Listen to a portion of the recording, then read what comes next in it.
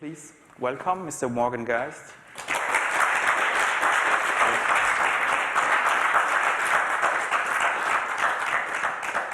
Morgan is one half of super duper producer team Metro Area and the emperor of Environ Records. So, I like that title.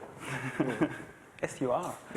So Morgan, how did all this music thing start for you as a kid? Wow, you're going to make me work, aren't you? Yeah. All right. How did it start for me as a kid? Well, I grew up in a house that always had music playing and different types of music. And I have an older brother and an older sister. And my brother's about 10 years older than I am. My sister's a little less than that. And they were pretty pivotal. Listening to what they played was very important to me. Like my mom and dad listened to jazz and classical. Unfortunately, my mom listened to some show tunes, so she tried sort of force-feeding that, and I didn't quite take to that. My brother and sister had different tastes, and both of their record collections, I think, formed where I would eventually go with music. My brother listened to a lot of what's called classic rock today, and also progressive rock, which is sort of this universally mocked genre for good reason, you know. But that's where I first heard synthesizers, and like Pink Floyd and Emerson, Lake and Palmer and stuff like that. I remember just being fascinated with the synthesizer sounds and wondering where they came from. And even though they were being used in really cheesy ways, like 15-minute solos and doing special effects, and that was pretty much it. And then get back to the guitars. You know? You don't like guitars? I like guitars sometimes. I don't like Emerson, Lake and Palmer guitars, but then my sister was listening to, like, I always describe what she was listening to as just party music. I mean, it was in the late 70s, early 80s when I sort of became aware of what she was listening to, and How would you define party music? well, music that works at the party. Like she listened to Rick James, she listened to B-52s, she listened to Devo. I remember that was my first album. So I got a Devo cassette. Yeah, and I used to infuriate her because we'd sit in front of the television set watching like music videos, and if I saw her press record on her little tape recorder, I'd press record on mine, so all of her recordings had this click on at the beginning of me pressing mine. But I sort of copied her, and that was a big influence. I mean, I still like Devo today, and B-52s, and yeah, so that was dance a lasting. rock. Yeah, sort of dance rock, you know, and you know, some of it was just dance. I mean, some B-52 songs, you know, were, I guess, pretty influential. Like Mesopotamia, like in Detroit, early Detroit techno and stuff, and so yeah, that's sort of it, really. And then New York, you know, I'm from New Jersey, and New York radio was a huge influence as well, because pop radio when I was growing up, it was a lot more diverse than what radio is today. You'd hear hip hop next to rock, you'd hear Houdini or UTFO, and then whatever, Blondie.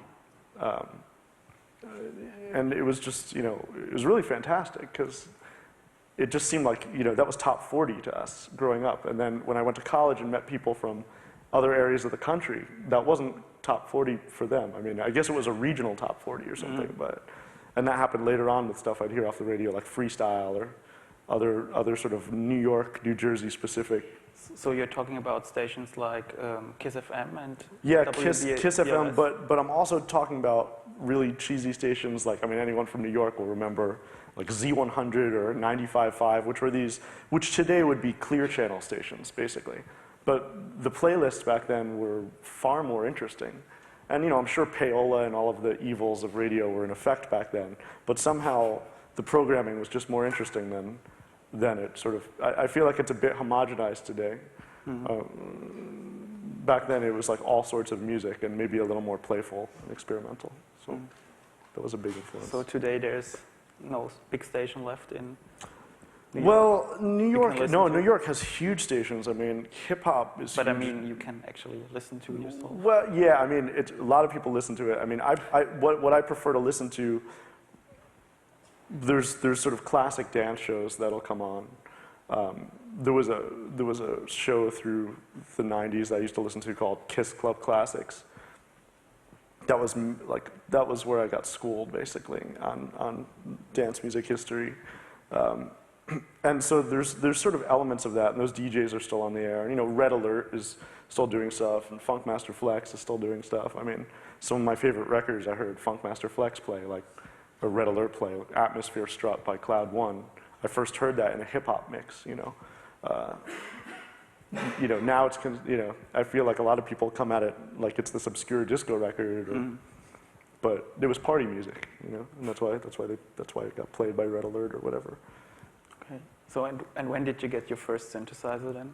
Being obsessed with them? When I was 15. Do I have to give the year? It was, I mean, in the 80s, for sure. And yeah, that's when I got it. I got a synthesizer and a basic Alesis sequencer. Yeah.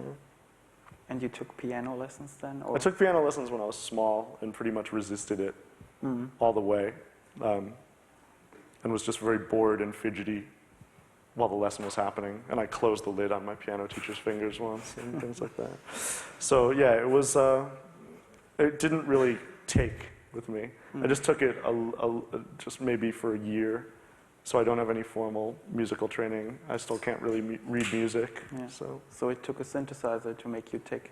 Yeah, it took doing horrible synth pop on one synthesizer. Yeah, I mean, I always loved playing on the piano, and even when I was young, I used to record myself on my little tape recorder again, like record some sequence and then play it back and play over it. So something in my brain was saying I should be going towards, you know, electronic music probably even back then. And when did you make the step to electronic music then? Well, I always seemed to listen to it. I mean, from when I was young with my brother and sister, and then just getting into sort of, I don't know if you call it new wave or like synth-based music.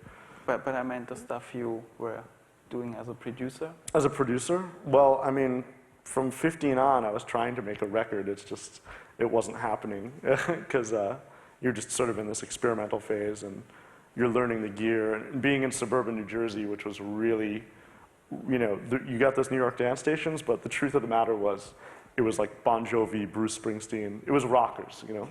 And all guys with mullets. Rocking the mullets and whatever. I mean, I was pretty alienated listening to electronic music, and there was no one to teach me. So what today is probably pretty quick if you open up Reason or whatever, or there's tutorials on the web or whatever you have.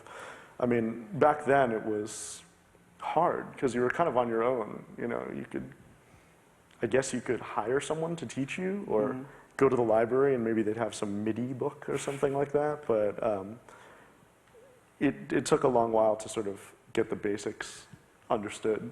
And I didn't put out a record until my first proper 12-inch was, the music was like 93. I think it came out in 94. So. And on which label? It was on Metamorphic Records. Dan Curtin's? It's Dan Curtin's label. Yeah, it was a label out of Ohio, because I went to school in Ohio. To Oberlin College? Yeah, I went to Oberlin College, which actually has Oberlin Conservatories there, which is pretty highly regarded, but I was an English major and didn't go to the conservatory, and it was really hard to even take classes in the conservatory. Like I tried taking electronic music classes, and they really didn't want anything to do with the college kids back then. And I always feel like it's this weird, like, justice that most of the interesting music that came out of Oberlin came from the college, like Tortoise and like Bitch Magnet, and like a lot of people who sort of became known came from the college side, and the conservatories just churned out for the most part, you know, jazz and classical robots, you know, very traditional sort of player pianos, you know, like people who just could play, you know, Bach or Brahms perfectly, and you know, if you wanted them to make a beat with any movement in it, forget it, you know. So they couldn't really improvise. So. And you met Dan Curtin there? Yeah, I met Dan Curtin. I mean, it was pretty random. There used to be a dance music magazine called Street Sound, which was fairly cheesy, but I used to pick it up, and his address was in it. And this was when I was home in New Jersey, and I said, oh, I'll be in Ohio. This guy's near me. And I called like it was his mom's house or something and left a message. And he was on tour in Japan or something. And like a month and a half later, he called me. And knowing Dan, it was like pretty funny that he'd remember to follow up on this message. But that was the start of everything, because he invited me to Cleveland, and I checked out his studio, and he really was, he's my mentor, really. I mean, he was the guy who introduced me to a lot of the early techno and Detroit techno and Chicago house. I'm always afraid to even say techno because it has such a different meaning today, but the techno I heard was like not hard, It was like creative. Soulful is a pretty overused word, but it was very emotional as opposed to purely functional, where it's just like, you will dance, It sort of moved me a bit more. So just seeing this guy do these records in his apartment, and he had all the Roland shit, 303, 808, 909, so I was pretty impressed when I went over there, and he gave me some records, and I kind of studied them, and he put out my first record. I sent him a tape, he liked it, so it's pretty easy. And if you're talking about Detroit techno, you obviously mean guys like Derek May and Juan Atkins. Yeah, Derek May, Juan Atkins, Kevin Saunderson, whose songs I heard accidentally, like it was before I was really into this stuff, but Big Fun and Good Life were big songs on New York radio. So I got to hear them, and this was also when I thought dance music was kind of like stupid, because I was hearing freestyle all the time. So I remember liking them but not admitting to it, because I was like, it's dance music, I'm into like experimental music or whatever. But yeah, those guys, and also the second and third wave, like Carl Craig, I was really into Kenny Larkin, all those guys. And you've got a record by Derek there, right? I've got a record by Derek. I actually have on my iPod an early Dan Curtin release. Yeah. So maybe we should play I'll play it. This is really, sounds really fast and weird to me now. But it's a good example of his early music. Not Apogee, this is as Dan Curtin. But this is one of his early Metamorphic tracks. It's called Static. I couldn't find my record, so he sent me an MP3, so I apologize for the quality.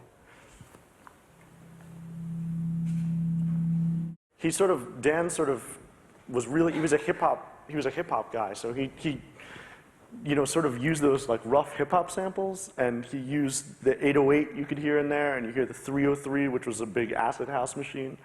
But he'd use them in this really bizarre kind of way. And that was a weird example. I don't know if it was the best track from back then, but that was like my introduction to those machines, just through this really strange kind of experimental stuff. And you've got your first record on Metamorphic?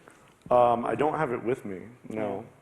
I'll have to look for it on eBay, because I don't know if I have a copy of it. But yeah, my early stuff was not quite that frantic. It was more, that was a pretty abstract track. I mean, my stuff was maybe a bit more musical and maybe more towards the transmat Derek May side than the experimental. Have you got an example of it on the iPod, maybe? Of my own? Yeah. I don't think I have any early stuff. I'm pretty ill-prepared. No, I don't. But I could play by proxy. I could play you a Derek May track and give you an example of another big influence. And I'm not going to play Strings of Life, because that's kind of boring at this point. I'll play Chaos. Pitch it down.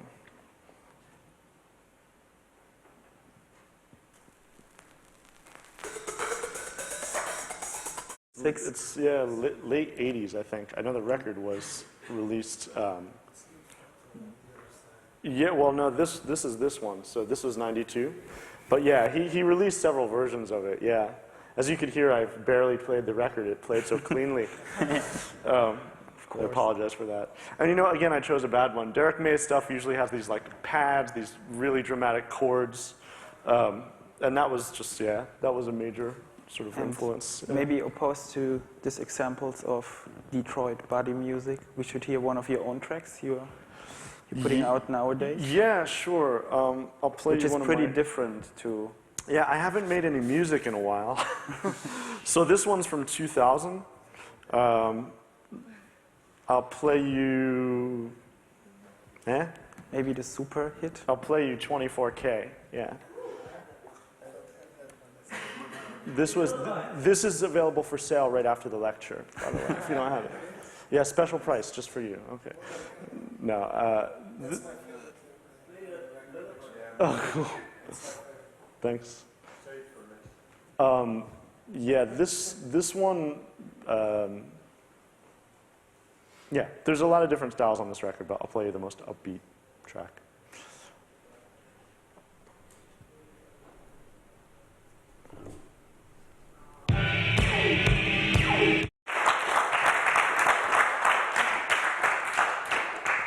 Thanks. So how did you get from Derek May to stuff like that? I don't know. Because of Kiss Club Classic? It doesn't seem like a leap to me. I mean, the influence of classic dance music, which I got into from like the mid '90s on, and like disco. I mean, you can hear it in the bass line and the strings. The other stuff I don't think is that far removed from the early techno. I mean, at least in philosophy, to me it's not. Maybe when people listen to it, it sounds different. I mean, you always have a different take on your own music, and you can't be objective about it. But like the Metro Area project, I always felt, like when it started, I felt it was very techno. But to me, techno was always this philosophy of trying to make a new, you can't really make new music at this point in time, but a new recombinant form, you know? Modern day disco. Something like that, yeah. And do something that hasn't been heard before, maybe a different combination of textures and sounds and progressions. It's not like techno is this sound or techno is this tempo. You know, it's more just, it's, a feeling? It's sort of a feeling. And yeah, that's sort of philosophy that kind of drives me, even though I can't really personally relate to what people call techno today, because I feel like it's changed a bit. But the philosophy was appealing to me when I started out, because it was made you push yourself, and it was also by any means necessary. You know, it was like house as well, and like hip hop as well, where people were making tracks with relatively cheap gear and what they could find at pawn shops, and making something beautiful with it. You know. So how do you feel about the technical revolutions of these days?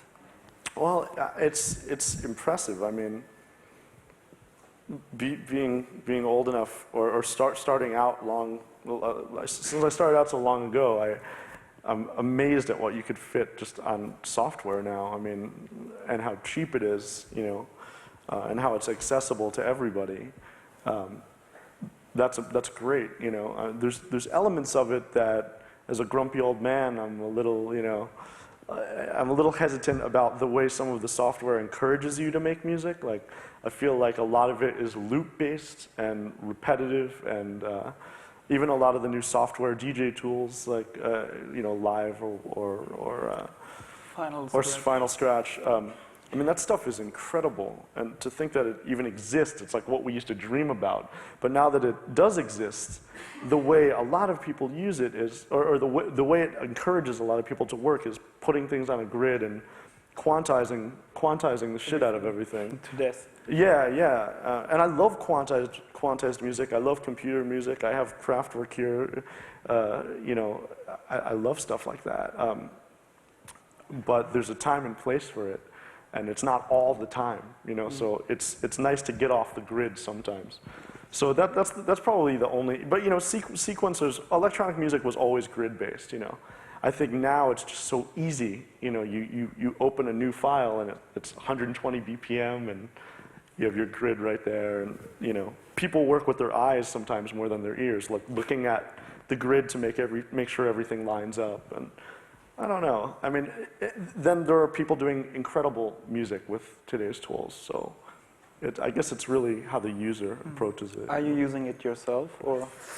I use a sequencer, yeah, and I use digital audio. But I like hardware. I like hardware synths. I like my old drum machines. I like my old effects. I have a big, ugly 70s mixer because I think it sounds good.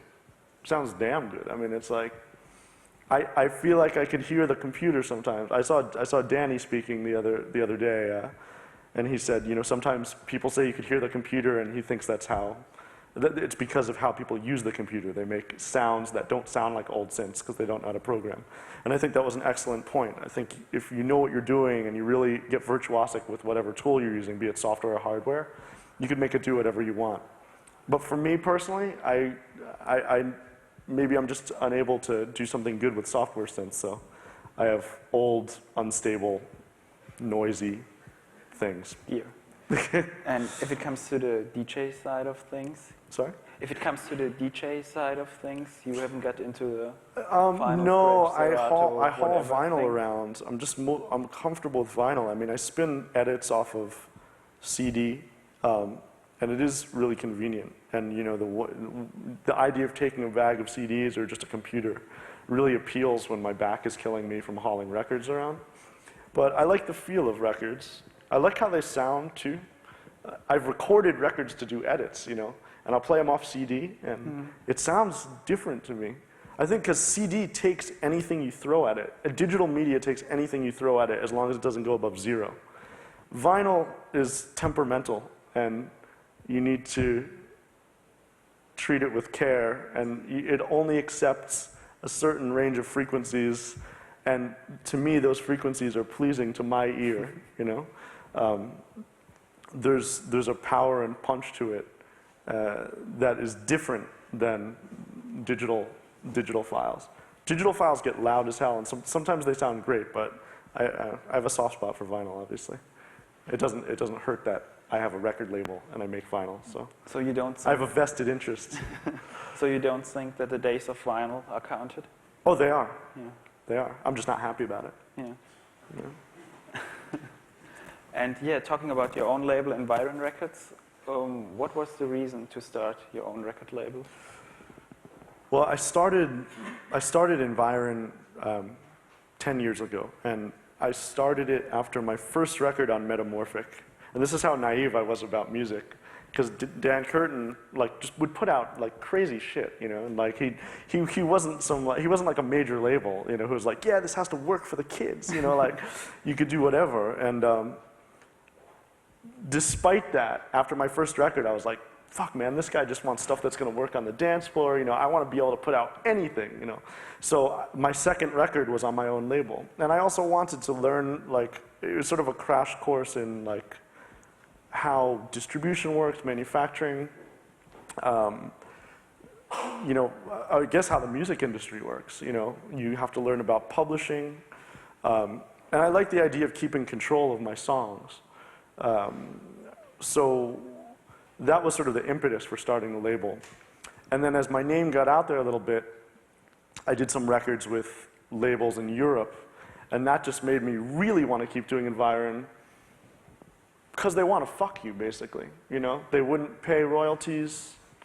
They'd give you contracts where, you know, if you're naive, I blame myself, but, you know, I was, you know, 20 or 21, you know, I didn't know anything. Someone wants to put out my record, fine, you know, and I signed some shitty contracts. And that made me, as I grew a bit more aware of how bad those contracts were, that made me want to continue doing Environ. And eventually I just focused all my work on the label, aside from remixes, which I'll do wherever because it's not my music. I'm working on someone else's. We got a question there. Oh, sure. Okay. I have your first record on Environ. It's the blue one, right? Oh, well. I bought it 5 years ago or something. Obviously, I was too young to buy it when it first came out. There's something two things I'm curious about that period. I have a lot. I don't have everything you've done. I don't have super, but I have 90%. And I see the evolution and your being young when you started the label. I think it shows. The first question is what happened to the guys that remixed your first record? Connection Machine. Connection Machine, and they had something on Planet E too, but Yeah, they had a great record on Carl Craig's label. yeah. Natasha and Yaroon, they were friends of mine, and I had no money when I started my label. They were really cool and did a remix for, I'll say it's a very fair fee, and they gave me some, that was a great lesson in running a label too, because they gave me a remix that I didn't expect. It's like this funeral dirge or something. It's really slow, it sounds like it's being played backwards, you know? And I was like, damn, man, I didn't want that. Like, can't you make it sound like the Planet E record, you know, because that's the one I like. But I decided, you know, that's what they wanted to do, so I'll put it out. You asked what happened to them. They were really not doing anything for a long time, and they just had a label called Down Low. Actually, Minto was a participant in, in the Red Bull thing. Yeah, he runs this label, and he reissued, or issued for the first time, but these old tracks from that same period, fairly recently, like 6 months ago.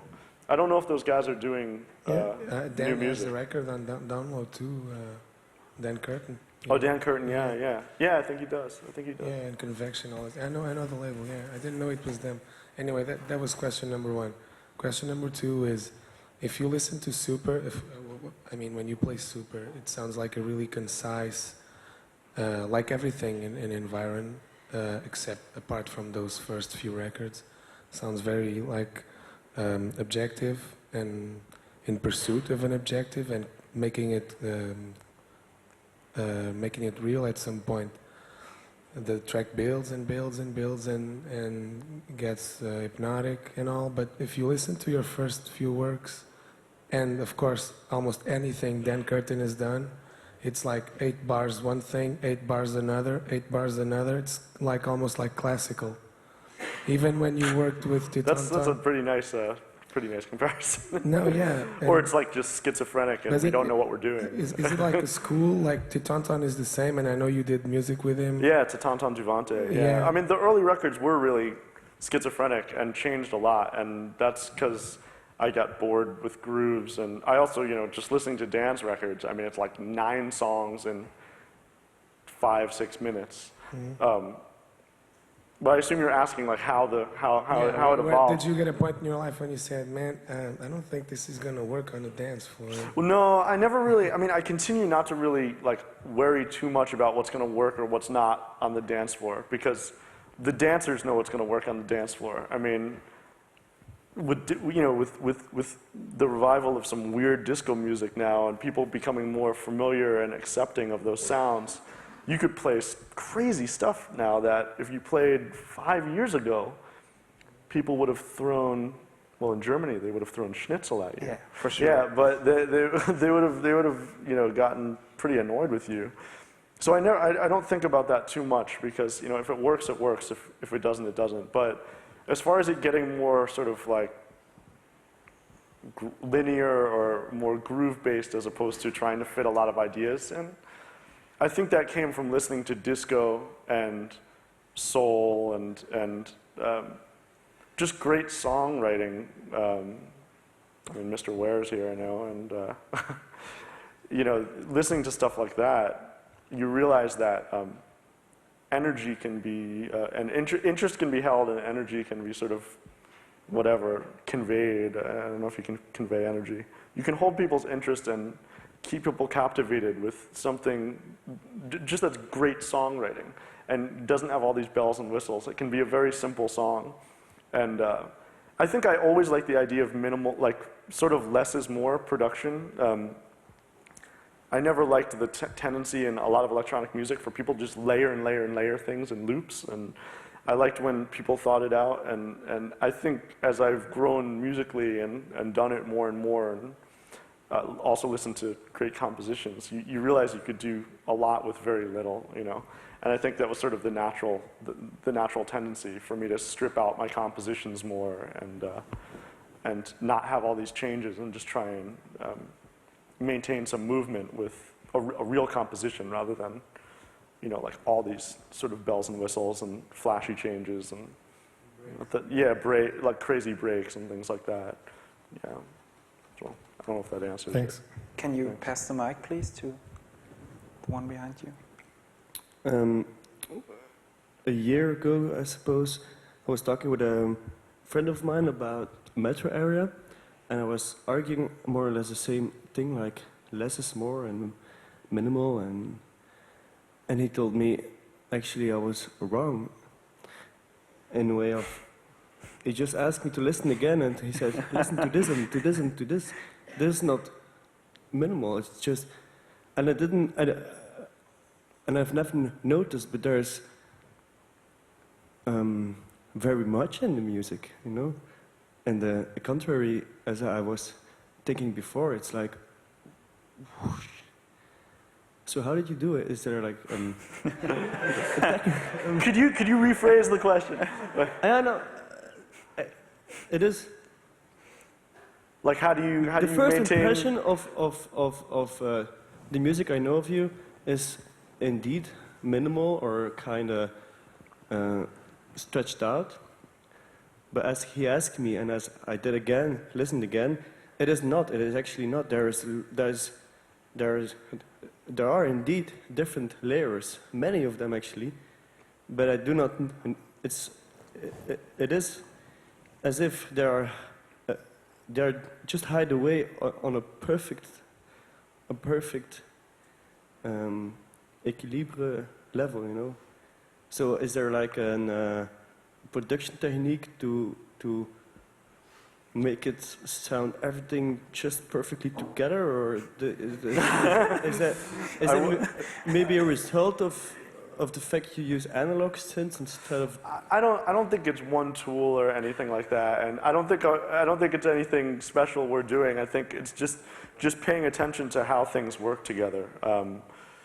You know, being aware of when you have clashing, I don't know, I guess in terms of production, like clashing frequencies, like if you have everything in the mid-range and you have no bass, you know, you're not going to have the same clarity because everything's fighting for the same space.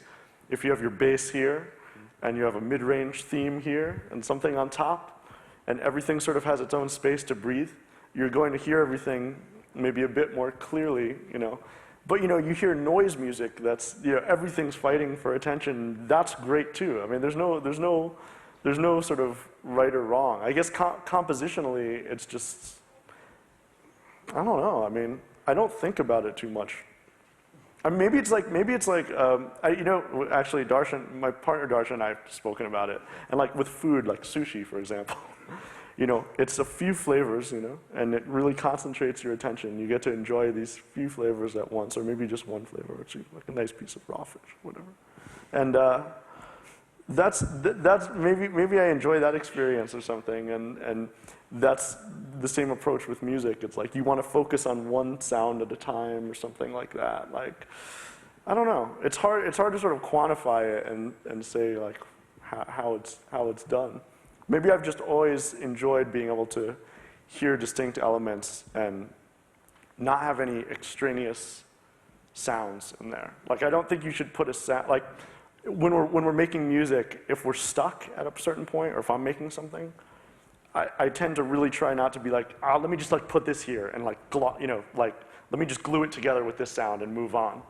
I think it helps to try and figure out why the song isn't working at that spot and try and come up with an elegant solution, rather than making everything sort of slapped together and confused just because you can't think of what to do there. You know, I tend to try and do that and think about things and work them out and balance that though with just a spontaneous, you know, raw energy. Because if you overthink things, they come out boring. You produce the shit out of things, you make everything perfect, and it loses its energy. I mean, classic dance music like disco and things where people were working with tape and not computers taught me a lot about that, because there's these mistakes that are left in, and the mistakes are the best part, you know. So it was hard to get away from that. That's something Darshan and I also joke about. Like we both went through this like eliminate all variation phase where, you know, we had to be able to play back the thing perfectly. Like it had to be sequenced, all the changes had to be sequenced. If we wanted to tape it now and make a master or play it live, it had to sound the same. That's like when we both went through the same sort of like mistakes, as we learned about making electronic music. And I think we both arrived at the conclusion that, you know, mistakes are good, and, you know, not everything has to be intentional.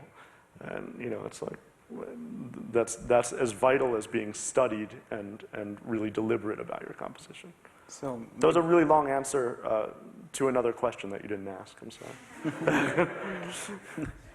So maybe you could play one of those tracks, you think? A metro area track? No, one of those disco tracks. Oh, with that are wrong, but that actually are wrong, being right. that are wrong, that are right. Wow. I have. Or was there another I question have yet? bags and bags of that stuff.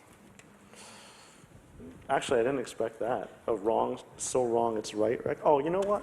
I'll play. I did a mix CD full of stuff like that called Unclassics.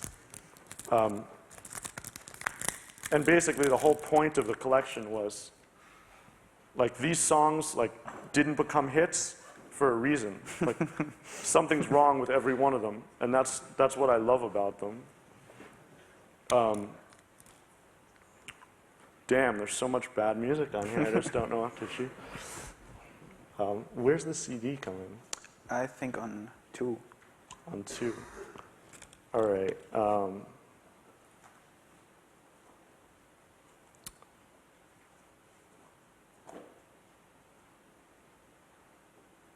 I'll play you a couple. The first is Zodiac. It's Pacific by Zodiac. I don't know what these guys were thinking. This is from 1980 in Russia, in the Soviet Union, and I think they thought they were making like space rock. I think they were trying to be Space, the French band Space, but it came out sounding like Spy Hunter. I don't know if you've played that. It's an 80s video game. And the minute I heard this, I was like, damn, how could I license this? Oh, yeah, that's that. It sounds very ballyhoo-ish. Yeah, it does. Daniel Wang, who was a big influence as well, who did the label Ballyhoo. Yeah, this sounds like Danny's Russian predecessors or something like that. I'll play you another track off of this, which is a great example of something really corny, but I found kind of beautiful. It's Purple Flash, We Can Make It. This guy's a Canadian disco producer. This is from 1983, and he wanted to make like a Michael McDonald like hit record. God, I hope he doesn't like watch the archive of this because he'll hate me. But he didn't. It's called We Can Make It, and that's ironic because it didn't quite cut it. But Danny Wang, who you just mentioned, he and I like both found this record at the same time, like separately, and like met up and we were like, I have to play you this record, and we had the same record. So here's We Can Make It. It's really corny, but hey, it's guilty pleasure. I think it has quite a New Order edge. Yeah, it does have a New Order edge. I mean, again, like licensing all of these tracks, they were great lessons in sort of like what you think you're doing and what's happening. You know, it's like all these guys. I mean, not to be condescending. I mean, I don't mean to be like, yeah, they thought they had a hit and they didn't. But you know, just him saying this was Michael McDonald, or he has another track, this like thing called World Invaders by Pluton and the Humanoids. And he's like, yeah, this is my Giorgio Moroder track. It's like The Chase, and you know, Giorgio Moroder was this like zillion-selling, super successful disco producer, and you listen to this and you're like, wow, that was made with like $50 and a drum machine, you know. But I like this better, you know. So more power to him. Yeah, it was pretty fun compiling this. There's something on here called Eurofunk, Man Shortage Eurofunk. It was done by Louis Martinet, who does like Ricky Martin remixes and does really like, you know, super pop stuff. He did Expose, all these really successful bands. And when I called him, this is like my moment of pride for this. I called him to license Man Shortage, and he goes, why do you want to license that? That's like the worst track I've ever done. And so I said, yeah, like that's why, you know. I didn't say that because that would have been politically a bad thing to do. I said, oh, it's a real cult classic up here, you know, which was bullshit. Oh yeah, cool. And you were actually very conscious of putting this compilation together. Yeah, I mean, With it was sort just, of getting the royalties right and. oh, for licensing? Yeah. Yeah, I mean, I wanted to make sure, there were a lot of tracks I really wanted to put on here that would have made it a better compilation, but I didn't want to put the stuff out illegally, which is a really bad way of doing business because you make a lot more money if you just bootleg it, and it takes a lot less time. Yeah, I didn't want to do that. But that's what pretty much is happening right now all over the place. Yeah, I mean, just stuff like that. the 12-inch market exists because of bootlegs right now, and there's some great bootlegs out there, but yeah, I don't know, it's not for me. I mean, I've had my stuff bootlegged a couple times, and I know how it feels. And I wouldn't want to do that to somebody. And also, these are, a lot of these people, a lot of these musicians, they didn't get rich doing this stuff. So if we could make them a few bucks by bringing it back, that's cool, And if I can make a few bucks too, I'm not going to pretend it's all altruism, I mean, I was hoping this would sell well. It did way better than I expected. So that's nice too. But I could sleep at night, knowing it was a proper license rather than I'm making money off their backs without their knowing, And never getting sued sucks too. And are you buying bootlegs and re-edits yourself then? No. No? No, not anymore actually. But it's like some weird, it's like some weird rule I have. Like my friend just bought me Cosmic Voyagers, this new bootleg series. There's some great stuff on it, and I'm like, I'm not buying that. So he just got so sick of me, he bought it for me. So now I have it. So it's actually a really good setup, because if I talk about not buying it enough, some of my friends will get it for me. I get it anyway, It's like, yeah, I don't know. I mean, I don't mean to totally diss on bootlegs because, God, I mean, a lot of my education came from going to like rock and soul records in New York City, which is like bootleg capital of the world. I can't believe they stay open. It's just like unreal the shit they sell in there. But yeah, I mean, I got a lot of great tracks through that. There's this whole sort of like second level of sort of whatever marketing 12 inches that are bootlegs. Like it's like below the traditional like proper license, or new records, but it's how a lot of people learn. And it's also great if you don't want to take out your originals, scratch up your originals. Yeah, just take the bootleg out. And we got another question. I'm sorry, but isn't that the way? I'm not sure about this, but I thought that is the way Larry Levan and all these like godfather people of house and dance music did it too. They used edits, bootlegs to make it mixable, so it's like inherent in dance music.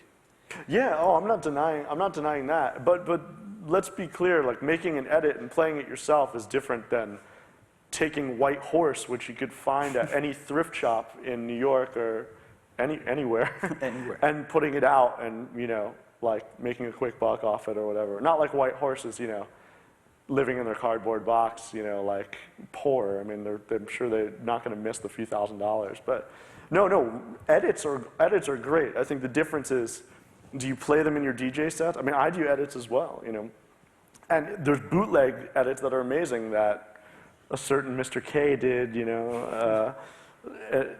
are a lot of like amazing, legendary like edits on bootlegs in New York. There's a whole history of music just in those. But yeah, I mean, it's more like the putting it out and profiting from it. Like if people wanted to make edits and then even sell the record at cost or something, that's different than making a profit off of someone else's stuff. I mean, it sounds really inflexible, and I know it is, but maybe I have to see it in black and white like that, or else, it would have been really easy to go down the wrong path with Unclassics and take all the songs I wanted to and just put them out illegally. So maybe I made it very black and white so there was no temptation, and I had to do it legally and pay people, So I don't know, it's just my personal feeling. I know it's not for everybody.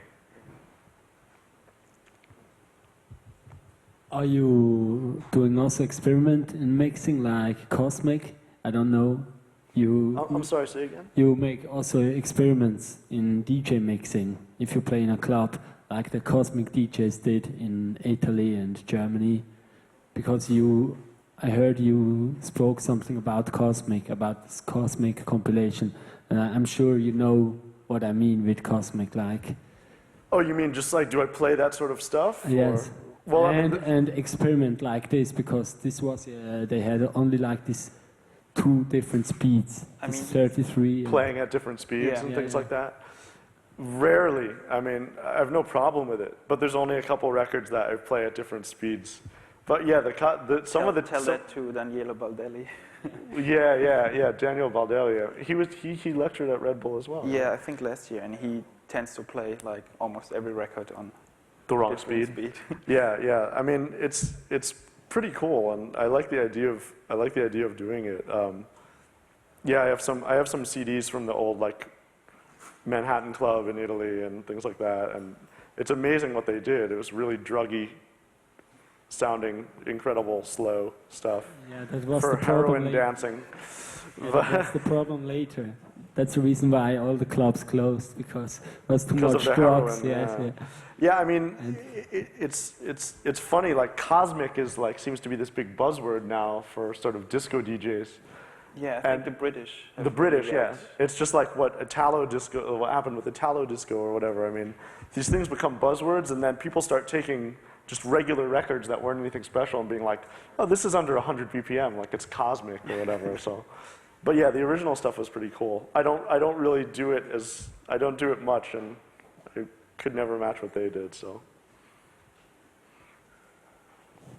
Yeah, a lot of people started playing compact records at different speed. Oh, really? Yeah. Wow. Cool. And Was it at least worth the effort of licensing your Unclassic series? Yeah, it was worth it because I was happy with the way the mix CD came out and the way the 12-inch series came out. It was also worth it to meet these people, you know, like it was exciting to talk to these people, and it was humbling too because, you know, you might think, you know, you have some 12 inches out, things are going well, like you're going to be doing music for your whole life, and you know, I think they put me in touch with the fact that you either do music because you love music, or you do it because it's a business venture, you know. I mean, and it could be both, but only one thing's going to survive. And for a lot of these guys, they're still doing music just because they love music. I mean, they stopped making money off it, or they never made money off of it. And they just keep doing it. I mean, these tracks are 20, 25 years old, and most of the people that I talk, and I say guys, they were all guys actually, no women, unfortunately, but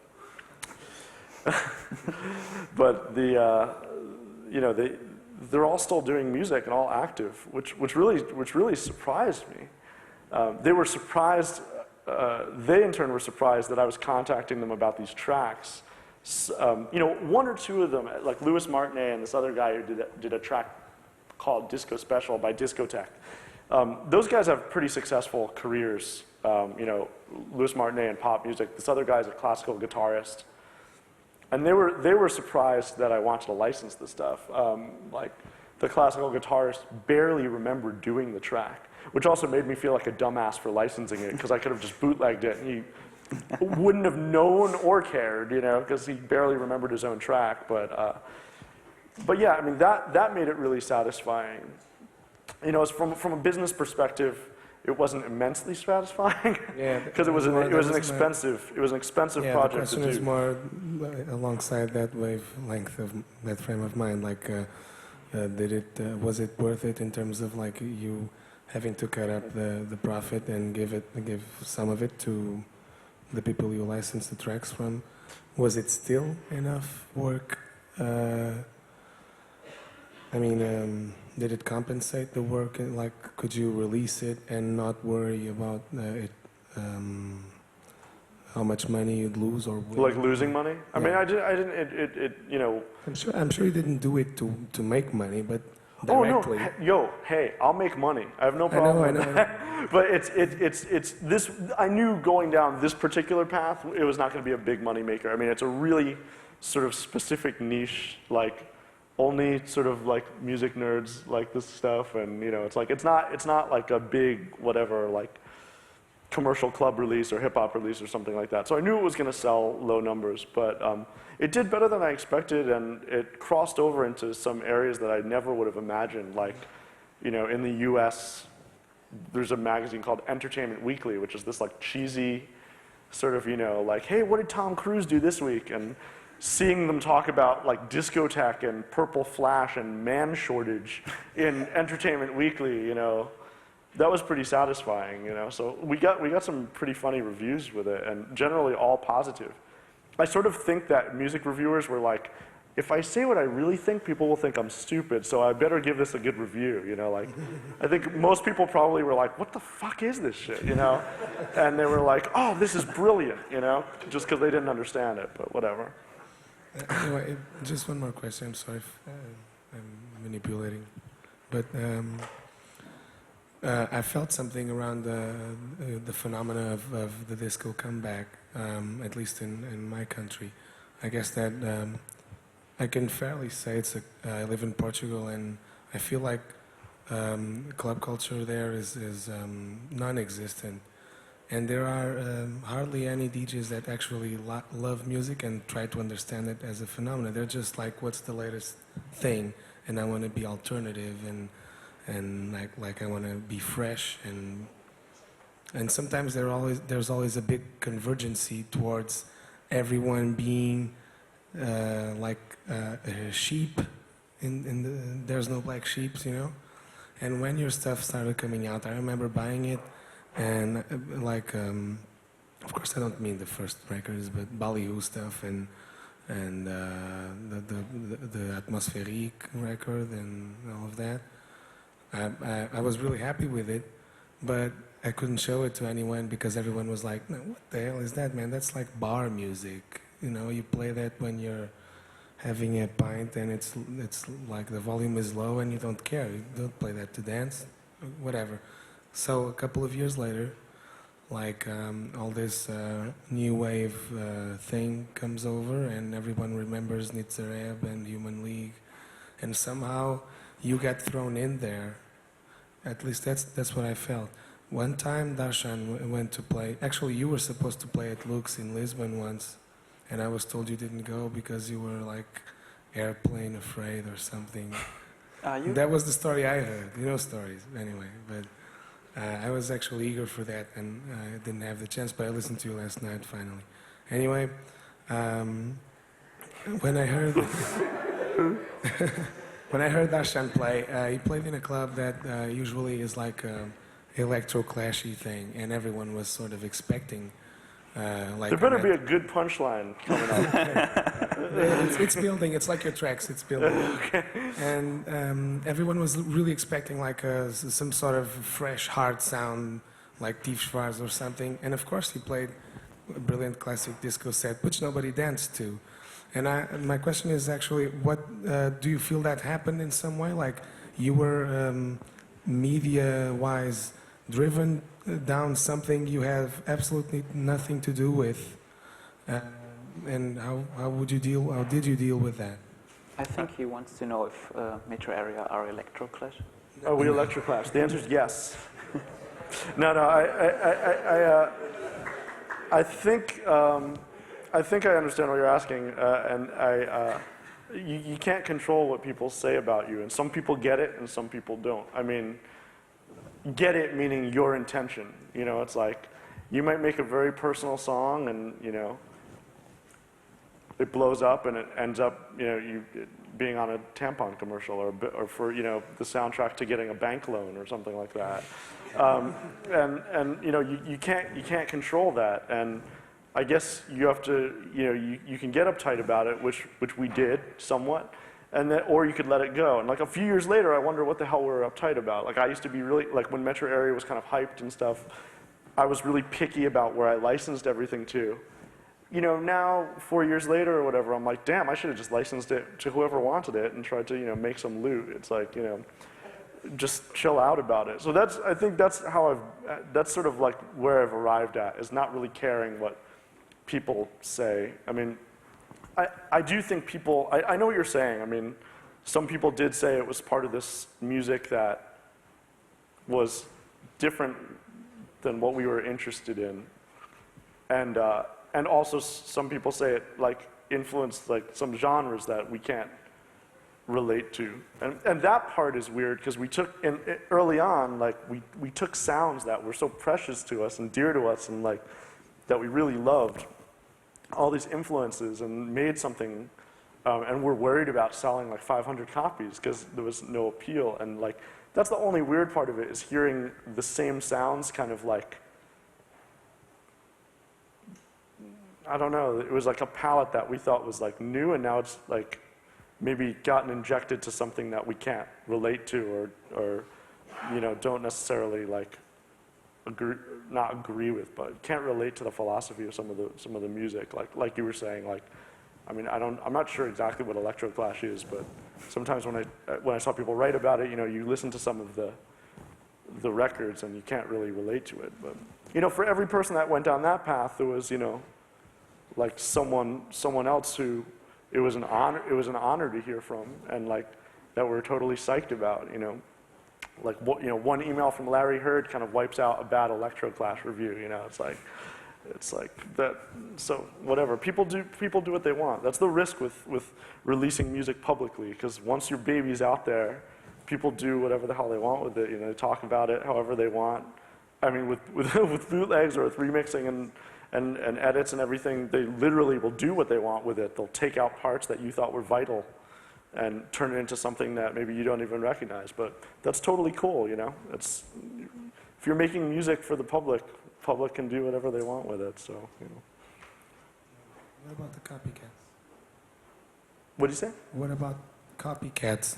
There were like 1,000 copycats of Metro Area a year after. I don't know. I mean, when we made our music, it's not like we were doing something that revolutionary. There's probably people from the 70s and 80s that would call us copycats, so.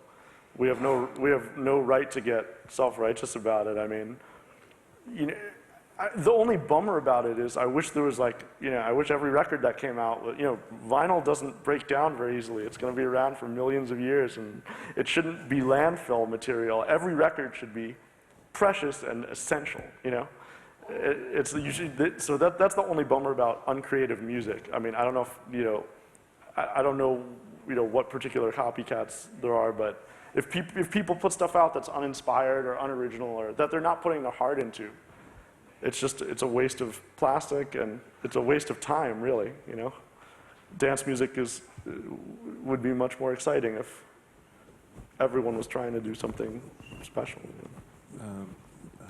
Hello. Hi. Hi. Since we're on the topic of putting your heart into it, can you kind of break down how it is that you and Darshan kind of get a track started, you know, because I think we're talking a lot of really interesting stuff here, but I'd really like to know really how the creative process starts with you guys in the studio. Yeah, well, first we sit around for like 3 weeks just not doing music. Then we'd go out to eat. Sorry. What's the purpose of that phase then? No, I'm kidding. I mean, we just work so slowly. That was like my lame joke about how we've done, you know, like 5 records in 7 years or something. But we generally will start on a skeleton track. Like, one of us will start on a skeletal version of a track. Occasionally we'll work together, but, you know, like, wow, I'm trying to think of like a track in particular. Like the first Metro Area track, which was Atmospheric, I just threw some stuff together at home. The beat, the bass line, like an accompaniment to the bass line. I took it to Darshan, and this was right when like digital audio started becoming affordable, because we could never afford tape, and I don't know, we just don't know how to align a tape machine and all that. Sorry. Would you prefer to have tape if you could have had it? Oh, yeah. I'd prefer to have, like, yeah, I'd prefer to not have, like, for most of my life, I got out of my bed and walked over to my studio 2 steps away. Like, it would have been awesome to have, like, a real studio and awesome mixer and open reel deck and whatever. But right when digital audio became sort of more affordable, that's what really spurred Metro Area on, because finally we could do stuff that wasn't based on, like, small samples, you know? So I just did this thing and did it really loosely, which was another goal, and just put it on DAT such a fine, gorgeous sounding medium, you know, and brought it over to Darshan, and we put it on this like Roland VS880, which was like an 8-track recording that, like if you took a shit and put it in a pillow, and then put that inside George Bush or something. I can't, I'm trying to describe how terrible it sounds. Like, it was this awful sounding machine, no offense to anyone who owns one. I mean, we did. But we put it on that and then just recorded stuff over it. Like, we recorded hand claps, which was like this huge revolution to us also, because it's really hard to sequence live hand claps. And like, Danny Wang and I used to have these nerd-ass discussions about like, well, you know, how do you make sequence hand claps sound like disco records, you know? We'd have these arguments, like really sexy stuff like that, you know? And so we recorded hand claps, and that's when we knew it was like, damn, this is gonna be fun. You know, we did like 8 tracks of hand claps, and we're like, oh, you know, like, this is the track. And then Darshan recorded some chords over it, and yeah, then I recorded some more synth, and then we mixed it down to another DAT, and it sounded like how I described, but really muddy and disgusting. But it was like I started it and basically brought it to Darshan, and he added spice to it. Later on, he'd start a skeletal track, be it a rhythm or bass line or something like that. He'd bring it over to me, and as we've, and I'd work on it. And as the relationship sort of grew, the creative relationship, you know, we got these sort of roles that we do, like he'd do like the sparse bass line, I'd be like, I'll do some sweet chords here, you know? And that got really tired, so then we started forcing each other to do stuff that like we wouldn't usually do. Like he'd just start doing chordal stuff, or he'd, you know, like if I had done the drums on the last one, he'd do the drums on the new one.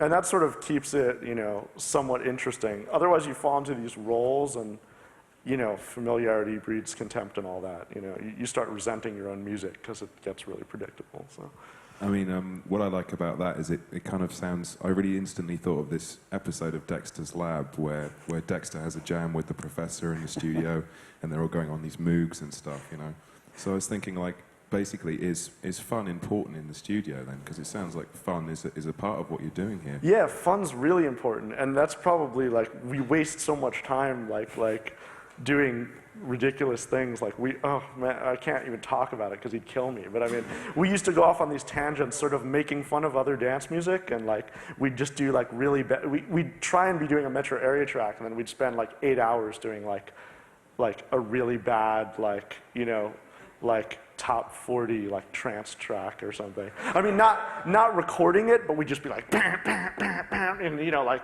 it was just fun, you know. But like, or we do like a ballad or whatever, and that was a lot of wasted time, but it was fun, you know. And I think we still have fun in the studio, and a lot of the stuff on our records, like we laugh at, you know, like we'll do a little riff and be like, that's stupid, and keep it in there, you know, because. I mean, do you see metro area as being quite serious music? Because I think here we're identifying, like, you know, everyone's able to sit and chin stroke a bit, and oh yes, you know, they're so postmodern, contemporary, post-punk disco, new wave, pre-electro clash, round the corner, round the back, hanging with the intelligent disco mob. You know, this is all bullshit, really. Is it serious, or is it fun, or you know? It's both. I mean, we're like, the only emotion I'd say we're not into, that's not a real serious emotion, is like, we're not too big on irony. Because like, I feel like irony ruined a lot of new dance music. Like, it's like people didn't have the balls to be like, oh, sorry to be so like male-centric, but I mean, you know, people didn't have the guts to like say, you know, hey, I like this, and it's cheesy. They'd have to be like, yo, I'm being ironic, like, check this out. You know, so like, we were always really against that, and that's the one serious part of our music, is that we really love it. We love listening to music, we love making music. So that's very serious. I mean, and I think it's possible to have humor in music and have it be serious and beautiful. I mean, like, the track that's coming into my head, Patrick Adams is going to be here in a couple days. I'm dying that I'm not going to be able to see him, even though I got to interview him once, which was makes it a little better. But he did this project called Bumblebee Unlimited, which is like, he did both voices. I mean, you'll ask him about this, because it's like an incredible story. But it's like 2 bees talking to each other, and he used varispeed on the tape, And it's like, yo, what's up, baby? Like, you know, like, nice body. And she's like, yeah, I'm a perfect 24, 38, 24. You know, it's like these two Bs. And like, I mean, the track is ridiculous. And like, you're like, wow, what was happening when he did that track? Why I want to be respectful, but you know, it's like, it's out there, really funny shit. But if I listen to the track, I get chills because there's these string parts in it that are gorgeous. And even just how fucked up, like these bees talking to each other. And like, I mean, it's like you listen to that at home and you're kind of like, oh, this is kind of funny. And you hear it on a big sound system and it's like otherworldly because you're like, there's this incredible disco track and these bees having a conversation. And it like, yeah, it moves me. I'm getting there, like I'm getting goosebumps now thinking about the string line in that track. It's gorgeous, you know. So I think it's possible to have humor and also this earnestness or seriousness, if you want to call it that, at the same time, you know. It's the interplay between those that makes the music vital, I think. Because, you know, you get too chin strokey if it's all seriousness, and you're Weird Al Yankovic if you make it all funny, so whatever. But, okay, and the last one. So we had a bit of fun there. How about the chin strokey serious side, in a way? What are the sort of things that inform on that kind of slightly 80s mood, you know? Is it coming from, I don't know if this is, I'm just trying to imagine what you think of when you're trying to make a vibe in the studio, you know? Is it like a Blade Runner thing, or where does it come from? Where does that mood come from, that 80s kind of analog we just stuff? always imagine we're in Blade Runner. That's all the records were made that way. No, I mean, I think it was like just listening to, it's all our influences just being mixed. I mean, the 80s thing, I mean, it's, at this point, I mean, it's such a huge part of the sound, but it's almost coincidental. Like at the time, there wasn't a lot of music doing that. Like when we started doing Metro Area, it was both wanting to do something along these lines, but also because that was like the positive motivation, but the negative thing driving us was we were really dissatisfied with what was going on with dance music at the time. We're coming out of people taking huge chunks of disco records and that was the right sound, putting a kick under it and being like, this is my new track, you know? And I think that was really what was motivating us. We wanted to, you know, because those were 70s and 80s, more 70s tracks, but that was the same thing, you know, like era-wise. You know, it was like the same era that we maybe were referencing with our early stuff. We wanted to take more of the philosophy and production values of it and apply that towards just our own, you know, put it through our own filters. Like how I said I thought of it as a techno project. You know, techno to me was whatever the Jeff Mills quote is. It's like, at a rock concert, people scream when they hear something they know, and in a techno club, people scream when they hear something they don't know. Which I always loved that quote. It's so goddamn quotable, isn't it? It's like so it's like a Hallmark card. But yeah, it's like that quote was sort of motivating like the philosophy behind it. Like we wanted to do something that people weren't hearing at the time, yet took all of these 70s and 80s production values and sounds and palettes, you know. I mean, we can't deny that, the like modulated little synth riffs and stuff that's straight out of D-Train or, you know, SOS Band or whatever, you know. It's like, it was stuff we were listening to and still listen to, you know. And we wanted to sort of combine that whole thing. And that's what, I mean, to sort of like combine your questions, like when it became like not weird anymore and people were like accepting it, then it was like, oh, it's this 80s group, which drove us nuts because to us it was just like music. And then people were saying like, well, I hear this squiggly synth sound, so it's an 80s throwback thing, you know, so whatever. And it makes it hard to make new records now because we don't want to repeat ourselves, but it's like we don't really want to make like a hip house track, you know, like it would be nice to grab influences from other eras, but we can't change what we like, and we really like 60s, 70s, 80s stuff. It seems like we like that the most, you know, even though we listen to all sorts of things, including brand new stuff. Yeah. So you might want to play something of your serious fun music? The serious fun music. Yeah, Metro Area track? Yeah. Okay. Of course. What should I play? The most gimmicky one. The most gimmicky one. Oh, well, the most gimmicky one is Mura. I'll play that one. I don't know if that really represents the like 80s thing. So how do you eject a CD from there? There we go.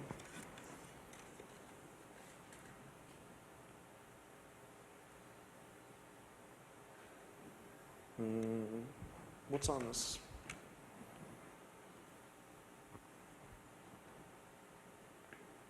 Well, maybe since I talked about the disgusting one before, I'll play the really lo-fi one that we did first.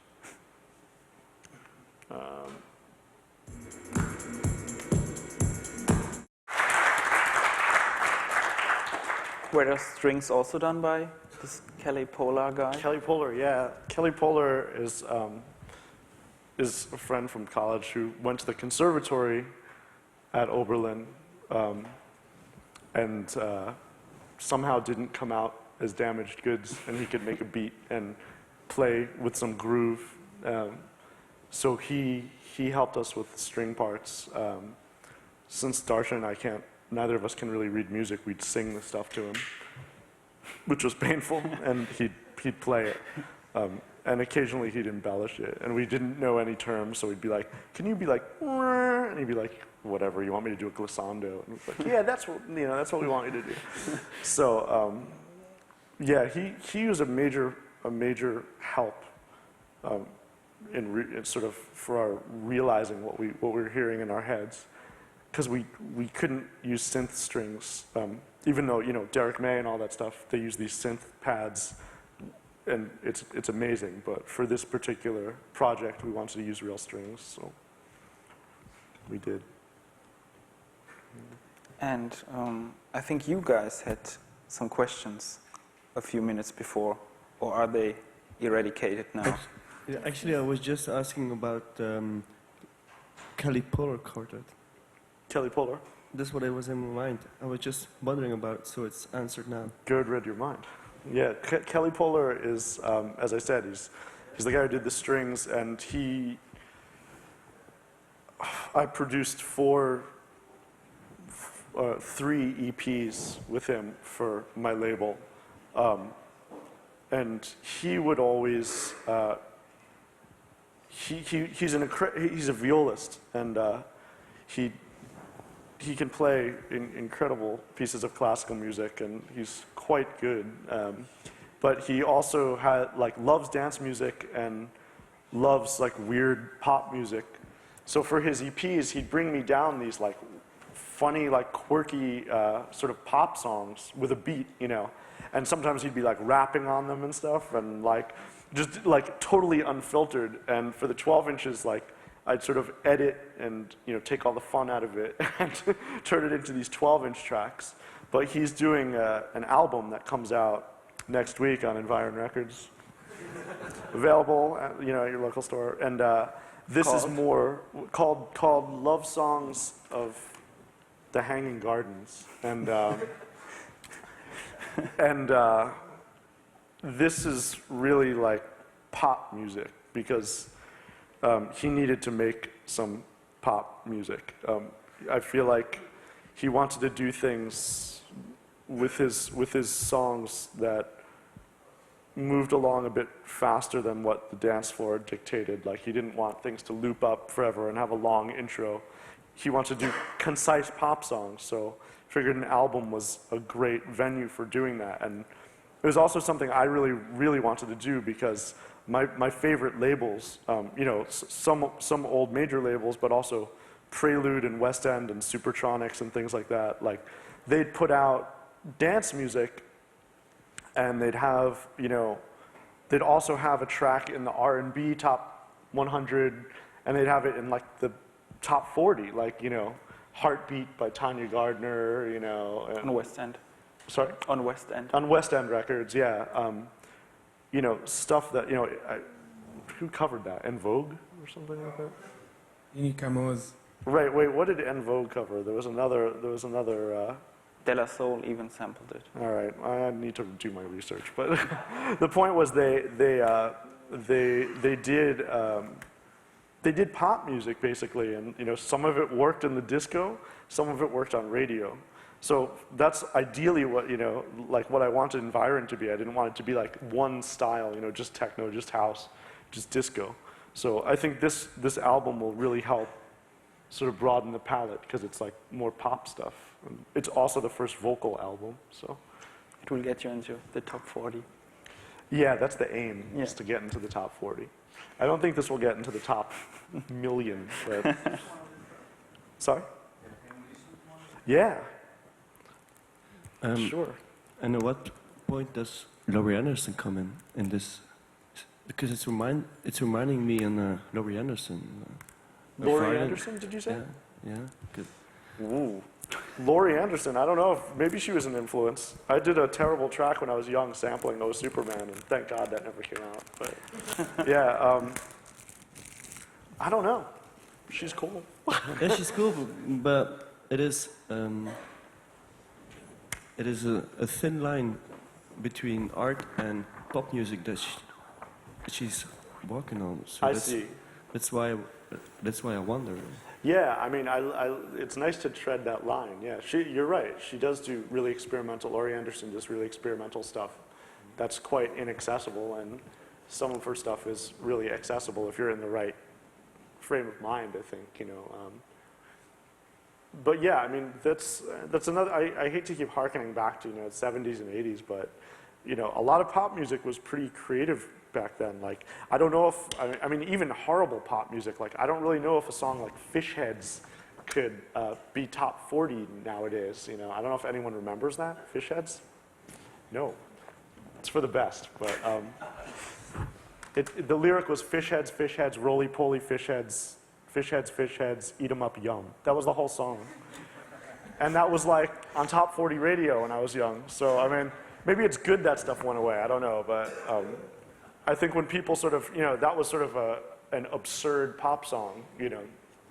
You must have played Crazy Frog, though. I've read about this. I think I've heard bits of it, yeah. That's been driving us mad. Yeah, but is that like a phone thing? I thought it was like a ringtone, because like It began that way, and then the virus spread. It's played on MTV and everything. See, like, to as me, a video. For some reason, to me, that seems like Fish Heads seems like this like absurdist fun experiment, and that seems like this scary corporate thing, because I thought it was like a ringtone type thing, you know, but who knows? And I mean, you know, experimental is what you make it. I mean, if you strip the vocals out of most hip-hop stuff now and new R&B stuff, it's like the craziest sounding music, you know, and it wasn't always like that, you know. I mean, 10 years ago, the like a top 40 hip-hop track, like the backing stuff would have been experimental techno, you know.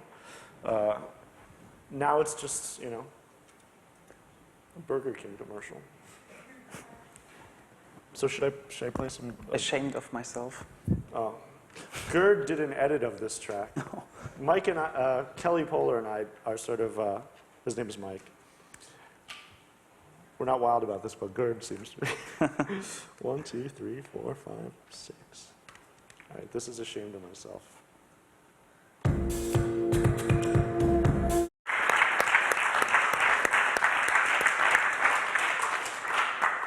So please give Mr. Morgan Geist another special applause.